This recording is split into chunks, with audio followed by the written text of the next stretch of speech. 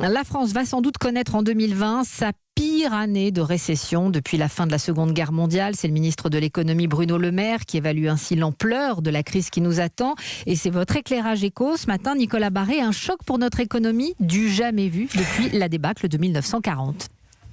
Et oui, en effet, les estimations commencent à s'affiner. Je dois dire que ça fait peur. Nous allons subir un choc comme on n'en a pas connu en temps de paix. La crise de 2008, pour situer les choses, avait amputé la croissance de 3%. Le choc pétrolier de 1975 de seulement 1%. Là, on parle de 10 à 18%. C'est la fourchette retenue par l'Institut de conjoncture allemand IFO qui fait référence.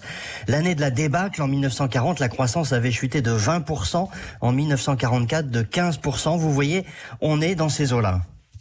Et forcément, Nicolas, chacun de nous va en subir les conséquences. Oui, bien sûr, la France, comme tous les autres pays, va essayer de mobiliser des sommes énormes pour amortir la chute de l'activité, mais on n'évitera pas d'abord une récession mondiale. Selon la COFAS, 68 pays dans le monde vont entrer en récession. Le nombre de faillites va s'envoler et cette crise aura surtout des conséquences sociales lourdes et bien sûr un impact sur les revenus de chacun. Une chute de l'activité dans de telles proportions se traduit inévitablement par une chute des revenus.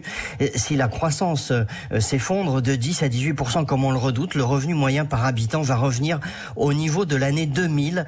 En quelques semaines, ce maudit virus aura effacé 20 ans de croissance économique. L'éclairage de Nicolas Barré, directeur de la rédaction des Échos, c'est tous les matins dans le journal de 7h d'Europe 1.